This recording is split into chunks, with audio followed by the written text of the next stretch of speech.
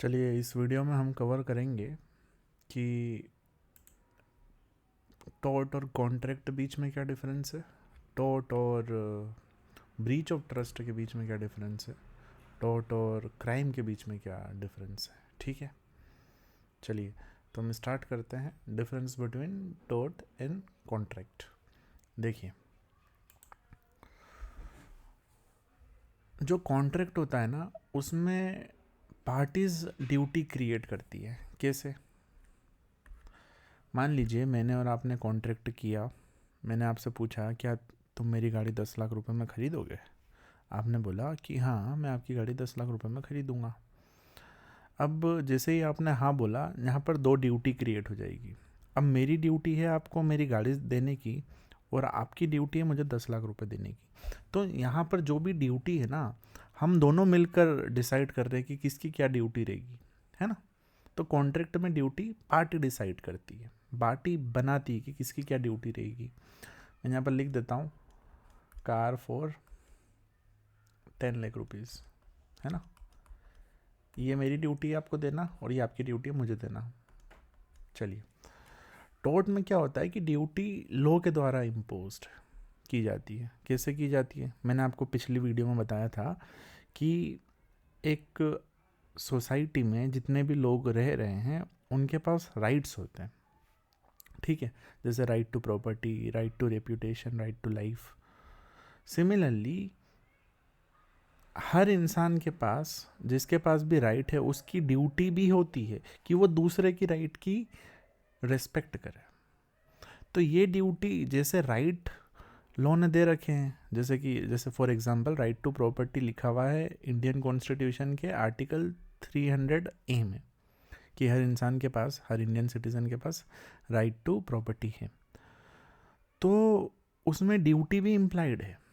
अगर आपके पास राइट है तो सभी लोग आपके राइट की रेस्पेक्ट करेंगे, और आपकी भी ड्यूटी है कि सभी लोगों के पास राइट टू प्रॉपर्टी जो है उसकी रेस्पेक्ट करो। तो बेसिकली राइट्स और ड्यूटी दोनों लॉ बना के दे रहा है। ठीक है, ये जो ड्यूटी है it is imposed by law, article 300A। एक एग्जाम्पल के लिए लिख दिया यहाँ पर हमने। चलिए, अब टोर्ट तब कमिट होता है जब आप वो ब्रीच कर दो ड्यूटी। फॉर एग्जांपल मान लीजिए आपके पास राइट टू प्रॉपर्टी है ना। तो राइट टू प्रॉपर्टी है, इसका मतलब कि आप अपनी प्रॉपर्टी को प्रॉपरली इंजॉय कर सकते हो। मान लो आपका घर है तो आपका राइट टू प्रॉपर्टी है, इसका मतलब है कि आप उसमें आराम से रह सकते हो बिना इंटरफेरेंस से। अब मैं क्या करता हूँ, मैं आपके घर में बिना परमिशन के घुस जाता हूँ, तो ये टोट हो गया। मेरे ऊपर ड्यूटी थी कि मैं आपके राइट टू प्रॉपर्टी की रेस्पेक्ट करूं, मैंने वो नहीं करी, मैं आपके घर में बिना परमिशन के घुस गया, तो मैंने ब्रीच कर दी वो लीगल ड्यूटी, और उससे टॉर्ट कमिट हो गया। ठीक है, यहाँ पर लिख देते हैं हम, एंटरिंग इन हाउस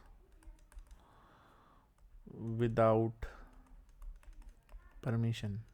ठीक है, अच्छा, अब कॉन्ट्रैक्ट का ब्रीच कैसे होता है? वही वाला एग्जांपल, मैंने आपको बोला कि मैं 10 लाख रुपए में अपनी कार दूंगा। आपने बोला ठीक है, मैं आपकी कार 10 लाख रुपए में ख़रीद लूँगा। अब हमने कॉन्ट्रैक्ट करा है कि गाड़ी की डिलीवरी अगले हफ्ते दी जाएगी। ठीक है, आप आते हैं मेरे पास अगले हफ्ते गाड़ी लेने, मैं मना कर देता हूँ कि नहीं, मैं तो नहीं दे रहा अपनी गाड़ी, मेरा मन बदल गया। तो जैसे ही मैंने अपना प्रॉमिस को ब्रीच करा, मेरा प्रॉमिस था ना कि मैं आपको गाड़ी दूंगा अगले हफ्ते, जैसे ही वो ब्रीच करा, ब्रीच ऑफ कॉन्ट्रैक्ट अराइज हो जाएगा, है ना। ठीक है, अच्छा, अब टोर्ट में ज़रूरी नहीं हो कि दो लोगों के बीच में पहले से कोई ड्यूटी हो। फॉर एग्जांपल वही वाला, मैं आपके घर में घुस जाता हूँ बिना परमिशन के, मैं आपको नहीं जानता ना आप मुझे जानते हो। ठीक है, अभी आप भूल जाइए कि मैं आपको पढ़ा रहा हूँ। अब मैं एक रेंडम इंसान हूँ, आप भी एक रेंडम इंसान हो। मैं ऐसे घूम रहा था, मुझे चुल मची, मैं आपके घर में बिना परमिशन के घुस गया, वो हो गया हाउस ट्रेसपास। ठीक है, तो ज़रूरी नहीं है कि हमारे बीच में कोई रिलेशनशिप हो, बट कॉन्ट्रैक्ट में रिलेशनशिप होना बहुत ज़रूरी है। कॉन्ट्रैक्ट तो तभी बनेगा ना जब एक पार्टी दूसरी पार्टी को ऑफर देगी और दूसरी पार्टी उसी को एक्सेप्ट करेगी। तो existence of relationship is absolutely necessary here in contract, और टॉर्ट में प्रायर रिलेशनशिप होना ज़रूरी नहीं है। ठीक है, चलिए, टॉर्ट का ऑब्जेक्टिव क्या है कि जिसका लीगल राइट वायलेट हुआ हो है उसको कंपनसेशन मिले, ठीक है। कॉन्ट्रैक्ट एक्ट का ऑब्जेक्टिव ये है कि जिसने भी जो प्रॉमिस किया है उसको पूरा करे, और अगर वो प्रॉमिस पूरा नहीं कर पा रहा है तो कंपनसेशन मिले, to enforce promise and give compensation, ठीक है। रेमेडी क्या होती है कि अगर आपने टोर्ट कमिट कर दिया तो सामने वाला जिसके ऊपर किया आपने टोर्ट कमिट, वो क्या कर सकता है, वो कोर्ट में जाके अनलिक्विडेटेड डैमेजेस मान सकता है, मतलब कि ये कोर्ट डिसाइड करेगी, ठीक है। कॉन्ट्रैक्ट में लिक्विडेटेड डैमेजेस होते हैं। लिक्विडेटेड मतलब पार्टीज पहले से ही फिक्स करती है। कभी कभी अगर फिक्स नहीं करा है तो अनलिक्विडेटेड भी मिल सकते हैं। बेसिकली टोर्ट में सिर्फ और सिर्फ अनलिक्विडेटेड मिलेंगे, कॉन्ट्रैक्ट में लिक्विडेटेड भी मिल सकते हैं, अनलिक्विडेटेड भी मिल सकते हैं। लिक्विडेटेड मतलब फिक्स्ड बाय पार्टीज। मान लीजिए मैंने और आपने एक कॉन्ट्रैक्ट करा, वही कार वाला। मैंने आपको बोला क्या तुम 10 लाख रुपए में मेरी गाड़ी खरीदोगे? आपने बोला हाँ मैं आपकी गाड़ी 10 लाख रुपए में खरीदूंगा। अच्छा, उसी कॉन्ट्रैक्ट में हमने लिख दिया कि यदि कोई भी अपना प्रॉमिस परफॉर्म नहीं करता है तो, या कोई भी कॉन्ट्रैक्ट तोड़ता है तो उसको दूसरी पार्टी को 2 लाख रुपए देना पड़ेंगे। ये सारी जो टर्म्स एंड कंडीशन लिखी है ना, इसको बोलते हैं लिक्विडेटेड डैमेजेस। अपनों ने फिक्स कर दी पहले से ही कि अगर जिसने भी कॉन्ट्रैक्ट तोड़ा तो सामने वाली पार्टी को उसको 2 लाख रुपए देना पड़ेंगे, 3 लाख रुपए, जितने भी हो, ठीक है। अनलिक्विडेटेड डैमेजेस ऐसे होते हैं जो कोर्ट डिटरमाइन करती है। अब टोर्ट के एग्जांपल हो गया अपना डिफेमेशन, आप किसी का रेपुटेशन को अटैक कर रहे हो बिना कोई रीज़न के। नेग्लिजेंस, न्यूसेंस का एग्जांपल मैंने आपको दिया था कि आप रात की 12 बजे ज़ोर ज़ोर से गाने बजा रहे हो, आपके पास एक पड़ोसी रहता है, तो अब वो अपनी प्रॉपर्टी को एंजॉय कर रहा है, रात में सो रहा है, तो उसकी नींद खुल गई, तो ये होता है न्यूसेंस। अब वो सो नहीं पा रहा है ना। देख लीजिए, अब यहाँ पर भी इलस्ट्रेशन लिख रखे हैं। अच्छा, ब्रीच ऑफ कॉन्ट्रैक्ट का एग्जांपल, कॉन्ट्रैक्ट का example, breach of sale agreement, वही जैसे हमने और आपने एग्रीमेंट करा था 10 लाख में कार का, है ना, ये हो गया कार वाला। ब्रीच ऑफ लीज मतलब मैंने और आपने एग्रीमेंट करा कि मैं अपनी खेत आपको एक साल के लिए यूज़ करने के लिए दूंगा खेत, और फिर मैंने मना कर दिया कि नहीं मैं तो नहीं दे रहा हूँ, एग्रीमेंट करने के बाद मैंने मना कर दिया, तो वो हो गया ब्रीच ऑफ लीज, ठीक है। लीज इमूवेबल प्रॉपर्टी की होती है। जब आप अपनी इमूवेबल प्रॉपर्टी किसी को यूज़ करने के लिए देते हो कुछ कारण से, कुछ, तो उसे बोलते हैं लीज, ठीक है। चलिए, तो ये हो गया इन दोनों के बीच में डिफरेंस। अब हम आते हैं कि टॉर्ट और क्राइम में क्या डिफरेंस होता है। देखो, क्राइम पब्लिक रोंग है, मतलब ये पब्लिक एट लार्ज को अफेक्ट करता है, ठीक है। टॉर्ट सिविल रोंग है। अब अगर किसी ने क्राइम किया तो उसको लेके जाएंगे क्रिमिनल कोर्ट में, ठीक है, और अगर किसी ने टॉर्ट किया तो उसके खिलाफ केस फाइल होगा सिविल कोर्ट में। यहाँ पर लिख देते हैं सिविल कोर्ट में, क्योंकि ये सिविल रोंग है और ये पब्लिक रोंग है, ये ठीक है। अब टॉर्ट है ना, ये सिर्फ इंडिविजुअल को जनरली अफेक्ट करता है। जैसे मैंने आपको एग्जांपल दिया, मैं आपके घर में घुस गया, सिर्फ आप परेशान हो रहे हो। मैंने एक बार, आप ही मेरे घर के पास रहते हो और मेरे पास और कोई भी किराएदार नहीं रहता, मतलब कोई भी मकान वाला नहीं रहता, सिर्फ आपका ही घर है मेरे घर के पास। मैं जोर जोर से मकान में गाना बजा रहा हूँ तो सिर्फ आप अफेक्ट हो गए, तो ये हो गया टॉर्ट। अच्छा, क्राइम ऐसी चीज़ होती है जो पूरे समाज को अफेक्ट करती है और पब्लिक ऑर्डर भी डिस्टर्ब करती है, ठीक है। जैसा कि मर्डर हो गया। अब मर्डर होता है कोई जगह पे तो सब डर जाते हैं। मान लीजिए आपके घर के पास अगर कोई किसी का मर्डर हो गया तो आपकी पूरी कॉलोनी में खौफ फैल जाएगा, और आप अगर छोटी जगह में रहोगे तो पूरे गांव में भी फैल जाएगा कि अरे वहाँ पर तो ये हुआ। जैसे चोरी का एग्जांपल और ज़्यादा सही है। अगर आपके घर के पास चोरी हो गई या आपकी कॉलोनी में भी हो गई तो सब के सब डर जाते हैं, सब फिर ज़्यादा एक्स्ट्रा क्वेश्चन और प्रिकॉशन करने लग जाते हैं, ठीक है। तीसरा पॉइंट, टोर्ट में केस इनिशिएट करता है प्लेंटिफ, जो कि इंजर्ड होता है। जैसे कि मैं आपके घर में घुस गया बिना परमिशन के, तो आप जाके केस फाइल करोगे सिविल केस, सिविल कोर्ट में, और जो केस फाइल करता है टोर्ट में उसको बोलते हैं प्लेंटिफ, और जिसके खिलाफ केस फाइल होता है वो होता है डिफेंडेंट। तो मैं हूँगा डिफेंडेंट। अच्छा, क्रिमिनल केस में केस फाइल करता है प्रोसिक्यूशन, प्रोसिक्यूशन बोले तो पुलिस, ठीक है, police on behalf of state.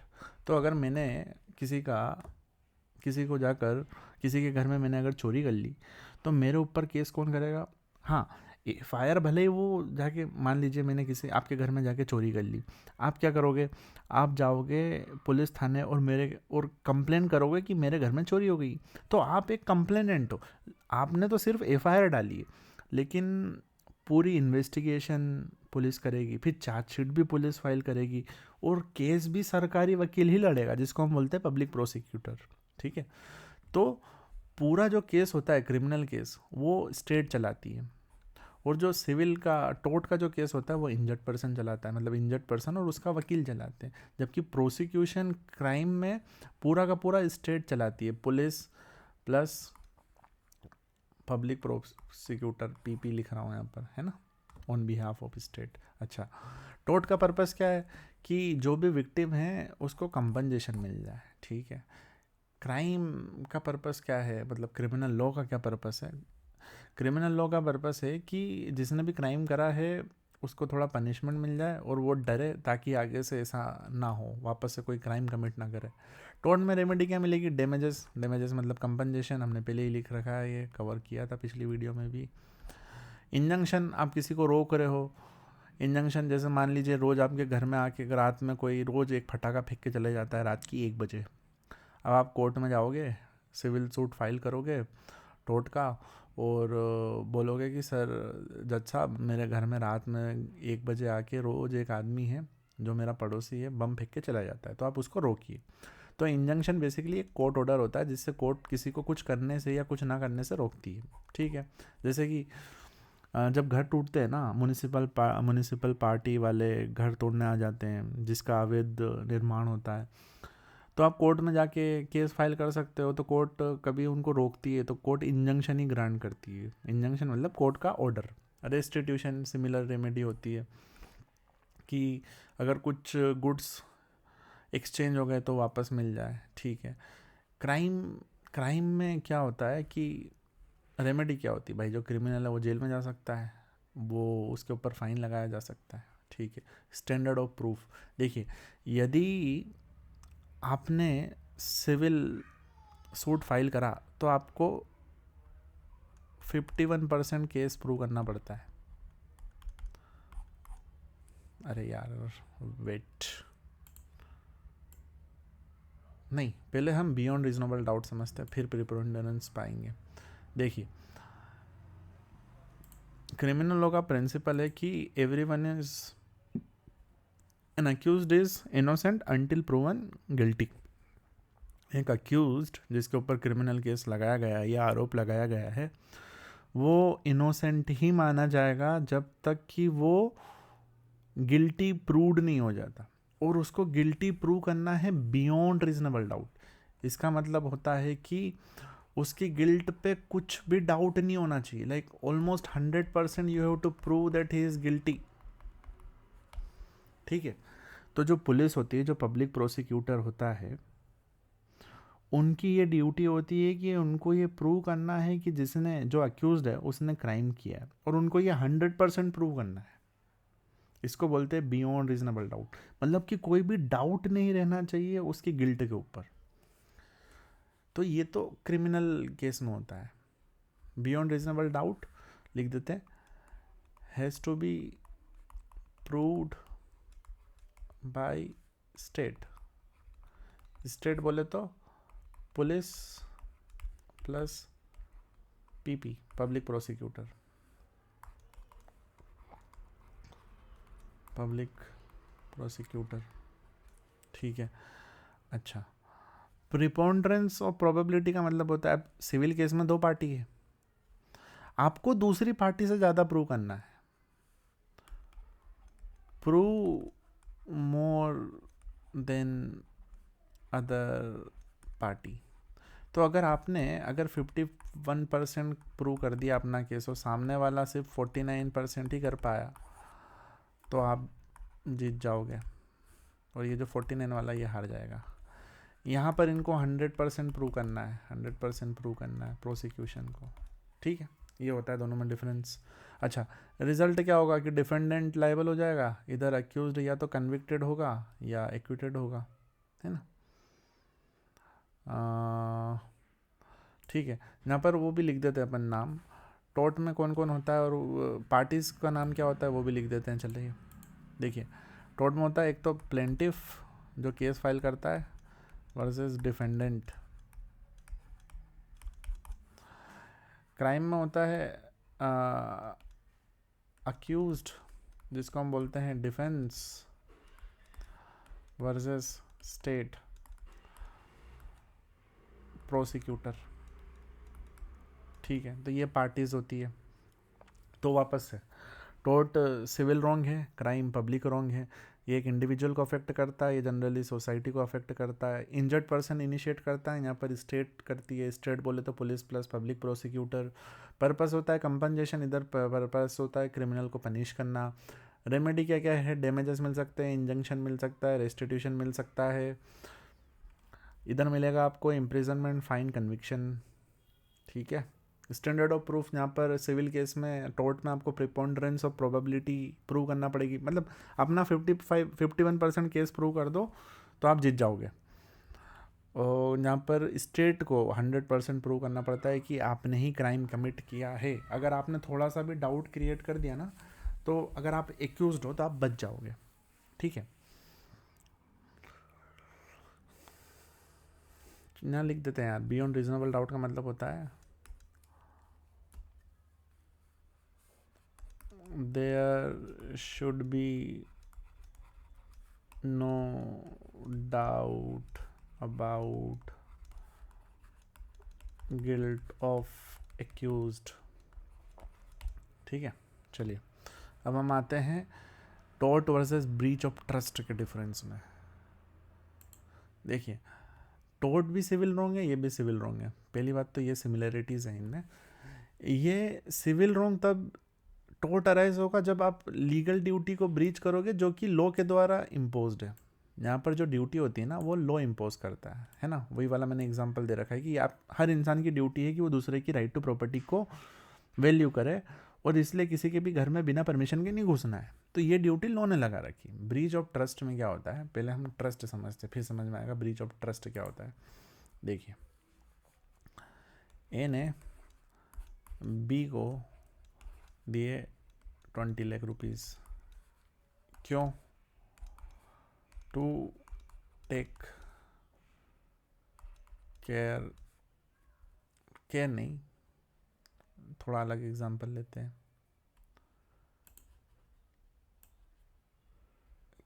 ए ने बी को 20 लाख रुपए दिए, क्यों दिए? ताकि बी डी को दे दे 18 साल के होने पर। डी को ने ए की डॉटर, मान लीजिए कि ए की मृत्यु होने वाली है, तो वो अपने बी जो ए का दोस्त है उसको बोलता है कि मैं तुझे ये 20 लाख रुपए दे रहा हूँ, जब मेरी बेटी 18 साल की हो जाए तो उसको 20 लाख रुपए दे देना।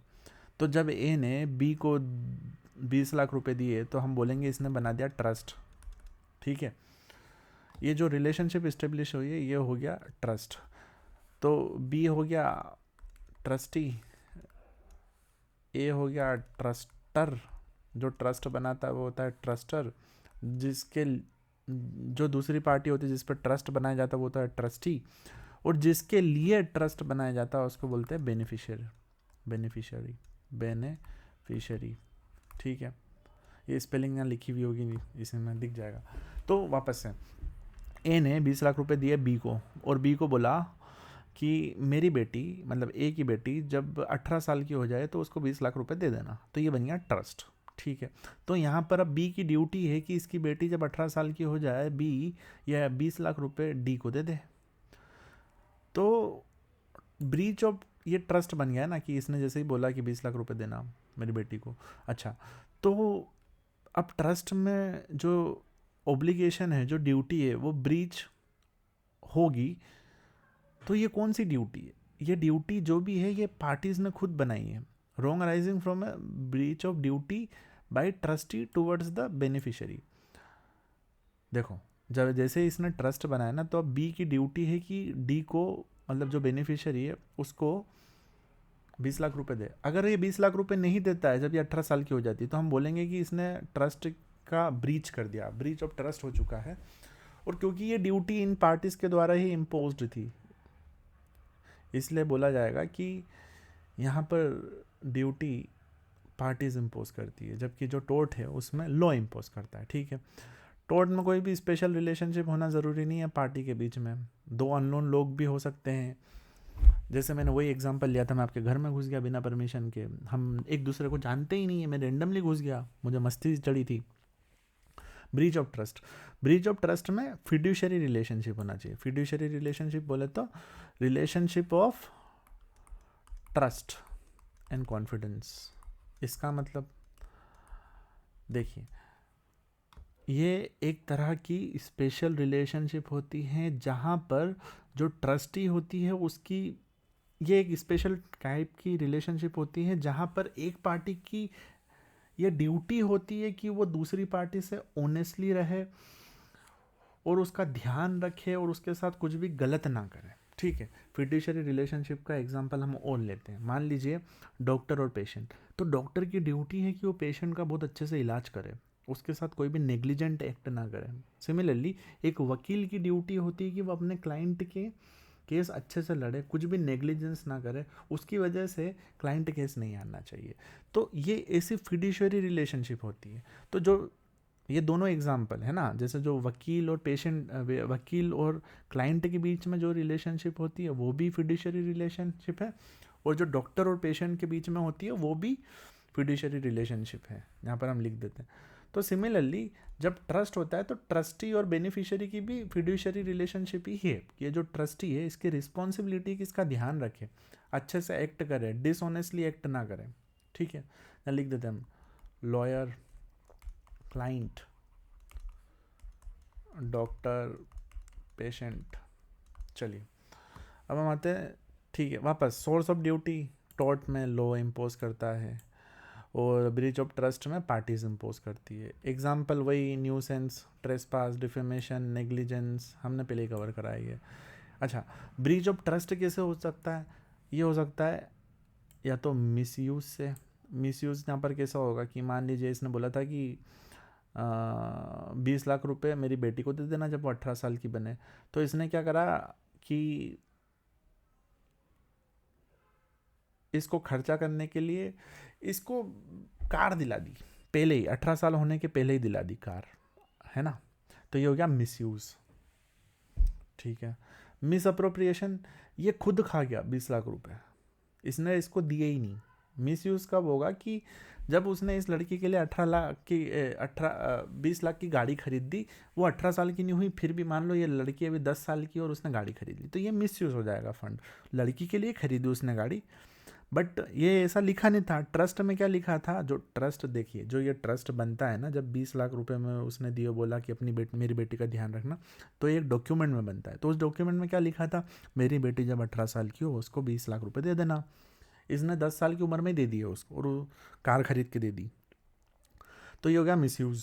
ठीक है, मिस अप्रोप्रिएशन, ये खुद बी ही खा गया पैसे, उसने इसको कभी दिए ही नहीं, वो खा गया, उसको लालच आया, खा गया। मान लो उसने खुद का घर खरीद लिया 20 लाख में। अच्छा, इम्प्रॉपर मैनेजमेंट, वही कि मान लीजिए 20 लाख में से 2 लाख रुपए घुमा दिए उसने या चूहे खा गए। ठीक है, तो ब्रीच ऑफ ट्रस्ट इन चीज़ों से हो सकता है कि मिसयूज़ कर रहे हो आप, मिस अप्रोप्रिएट कर रहे हो या इम्प्रॉपरली मैनेज कर रहे हो ट्रस्ट की प्रॉपर्टी को। ठीक है, रेमेडी क्या मिलेगा टोर्ट में, जो हमने पढ़ा, डैमेजेस और इंजंक्शन मिलते हैं जनरली। डैमेजेस मतलब कंपनसेशन, इंजंक्शन मतलब आप सामने वाली पार्टी को टोर्ट आगे करने से रोकते हो। अच्छा, ब्रीच ऑफ ट्रस्ट में क्या है, रेमेडी है कि आप ट्रस्टी को हटा दो। ये जो बी है ना, आप कोर्ट में मान लो कि ये डी के बिहाफ पे कोई केस फाइल कर देगा, मान लो डी का मामा है, वो गया कोर्ट में और कोर्ट में बोलेगा कि सर ये जो बी है ये अच्छा आदमी नहीं है, ये इस डी की प्रॉपर्टी को खा सकता है या मिसयूज़ कर सकता है, तो इसको हटा दो, आप इसकी जगह किसी और को ट्रस्टी बना दो। तो ये हो गया कि आप ट्रस्टी को रिमूवल कर सकते हो। कंपनसेशन, मान लो उसने अगर खा गया, तो अगर वो खा गया पैसे, तो कोर्ट बोल सकती दो भाई, इस लड़की को आपने जो पैसे खाए हैं वापस दो। रेस्टोरेशन ऑफ ट्रस्ट प्रॉपर्टी, वही जो पैसे हैं वो इससे लेके कोर्ट दूसरों को दे सकती है या खुद के पास रख सकती है और बोलती है कि जब लड़की 18 साल की हो जाएगी हम दे देंगे, ठीक है।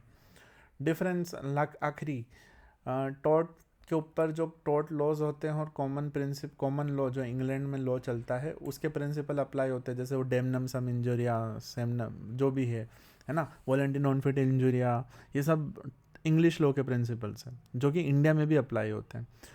और ब्रीच ऑफ ट्रस्ट गवर्न करता है इंडियन ट्रस्ट एक्ट, ठीक है, जहाँ पर इंडियन ट्रस्ट एक्ट अप्लाई होता है, ठीक है।